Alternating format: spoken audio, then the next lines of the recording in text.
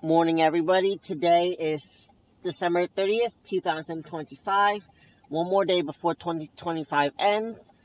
And today we celebrate the 6th day of the octave of Christmas. And so, if we reflect upon today's Holy Gospel, notice that there is a person named Anna who had been praying day and night in the temple to the extent that she offered her life to the Lord as she continued to fast and pray very, very often. Each and every one of us here are called to continue to offer our lives up to the Lord so that the Lord can help guide each and every one of us every single day. To further understand this perspective, let's look back at the first reading where the person who wrote the first reading gave an insightly, yet enough, powerful message that had stunned each and every one of us. So diving into the first reading, notice that the first part of the reading states that I am writing this to you because all of us have turned to the Lord.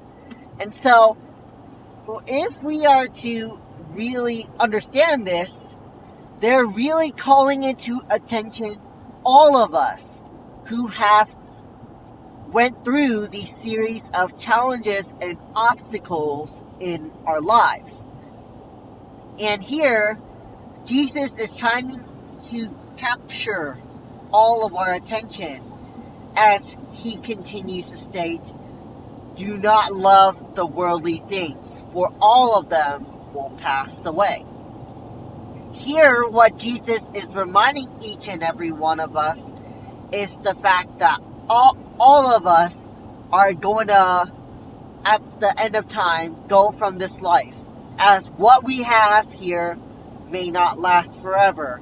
And so Jesus wants us to put forth our attention towards him because he is the way of life to which all of us here should strive to continue to follow.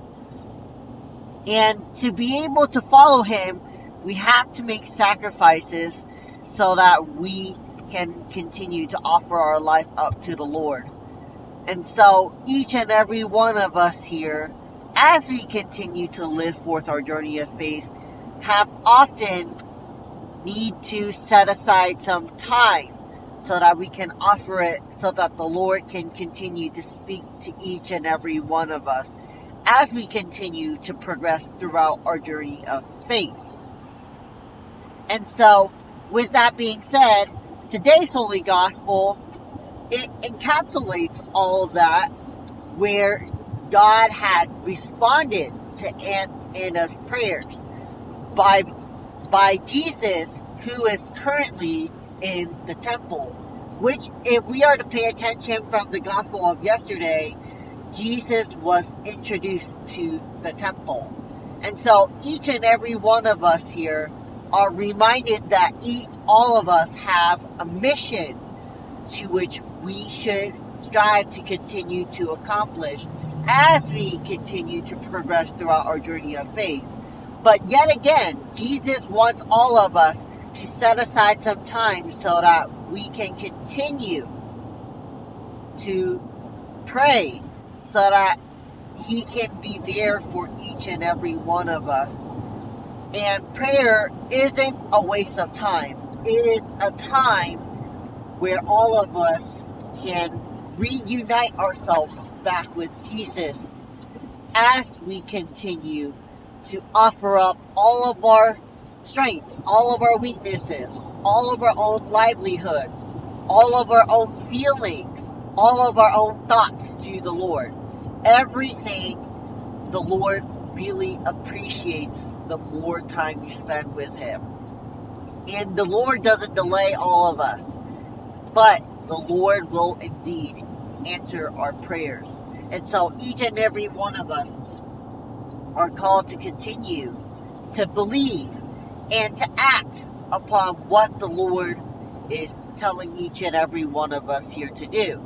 And so I invite each and every one of us here today, as we continue to progress throughout our journey of faith, to really reflect upon the powerful words to which Jesus is telling to each and every one of us. How all of us have conquered evil. How all of us strive to continue to return ourselves back to the Lord.